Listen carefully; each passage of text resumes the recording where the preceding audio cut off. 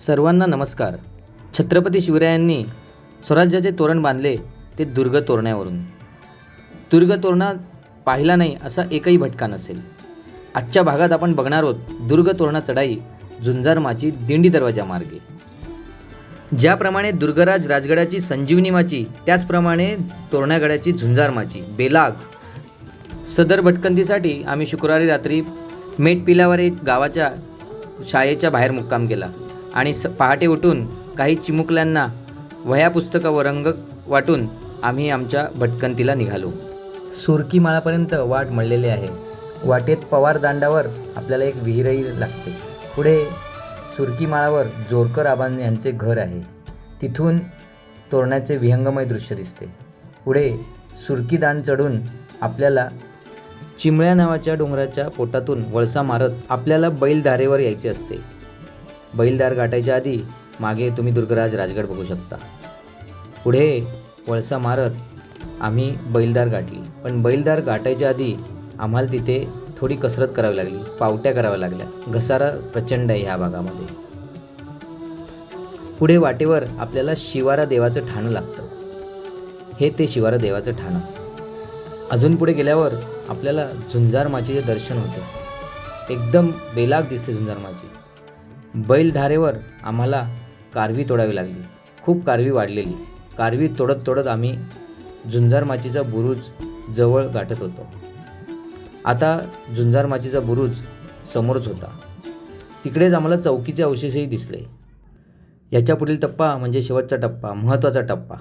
प्रश्न होता डावीकडून जायचं का उजवीकडून. आम्ही उजवीकडची वाट पकडली. प्रचंड घसारा, कारवी वाढलेली. कारवी साफ करत आणि पावट्या बनवत संघ पुढे पुढे जात होता. या बाजूला गुंजवणी धरण व वेल्हे गावही नजरेस पडते. पाठीमागचे सहकारी खाण्याचं नियोजन व बॅगा पुढे सरकत होते. पुढे आम्हाला वाटलं की आम्हाला टेक्निकल हेल्प लागेल, म्हणजे दोर लावावा लागेल. पण आश्चर्याची बाब म्हणजे इथे आम्हाला कातळकोरीव पायऱ्या लागल्या, काही गवताच्या खाली गेलेल्या. वाट साफ करत करत आम्ही पुढे निघालो आणि दिंडी दरवाजा आमच्या नजरेस आला होता.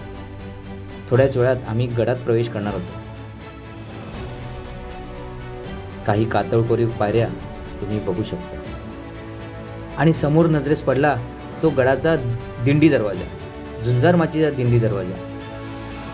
हर हर महादेवच्या जयघोषात आम्ही गडामध्ये प्रवेश केला आणि झुंजार माची आम्ही अनुभवली.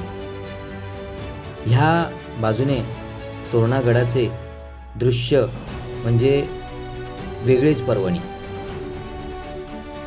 बेलाग, राकट आणि कणखर अशी ही झुंजार माची आजही ताठ मानेने आपल्याला मराठ्यांचे शौर्य सांगते.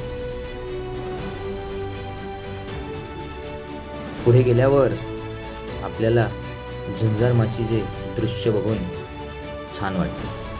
अशी आमची होती मेटपिलावरेवरून सुरकी दांडामार्गे बैलटोक धारेने झुंजार माचीमध्ये केलेला प्रवेश. पुढील भागात बघूया आपण ह्याच मोहिमेतील दिवस दुसरा, म्हणजेच पढेर दांडावरून केलेली उतराई. धन्यवाद. भेटूया पुढील भटकंतीत.